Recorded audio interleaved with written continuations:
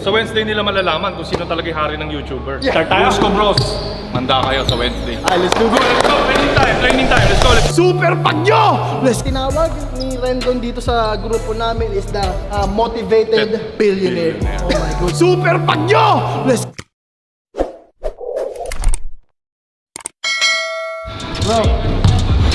Bro, maraming salamat dahil syempre in-accept niyo yung proposal ko. Si Kuya MG na lang yung hindi pare. I don't know kung ano magiging sagot. Nag-message na ba si Kuya MG? Ang sabi ko sa kanya, game ako doon kasi ini-schedule ko kasi yung game namin nila John kasi hindi talaga ako papayag bro na ganun yung laro ko. Sinalo ka niya. Diba? Diba? At saka ano maangas Nung natalo ako, nag-celebrate ng todo. Oo, totoo. Sabi ko pasalamat ka talaga madulas. Sabi ko kay MG, i-schedule mo to. Totoo. Kahit na kasi may match ako na ginagawa siya. Pero sabi ko habang wala pang kalaban, since sa Wednesday na, game ako dito. Nagalit at gustong bumawi ni Coach Rendon pare kila Jonah, and this is gonna be a very good match pare. Yun yung bibigay namin sa inyo. Kuya MG, baka naman. Kailangan sumagot na siya ngayon. Pero ngayon siguro advance na namin man na magti-training na rin kami at the same time. Ensayo tayo para naman makahabol tayo. Kasi kailangan natin ng camaraderie. Unang-unang susi sa tagumpay sa basketball, lalo na hindi kayo magkakilala.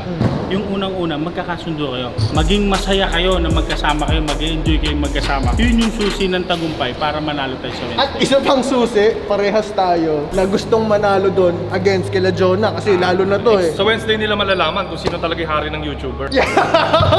Ang bagyo pare at ang nagsasabi, ako daw ang ulan.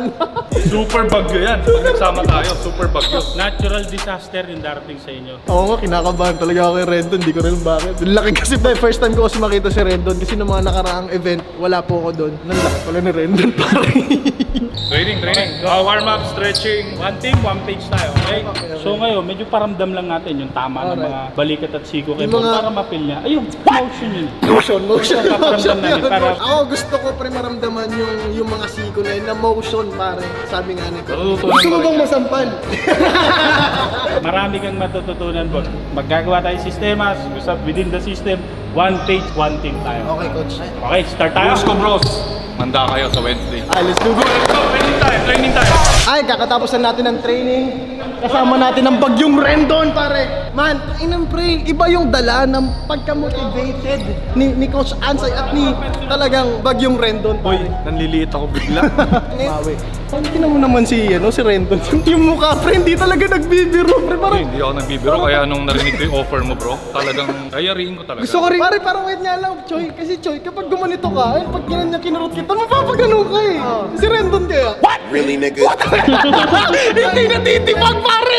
Bato rin, pati ano. You stupid.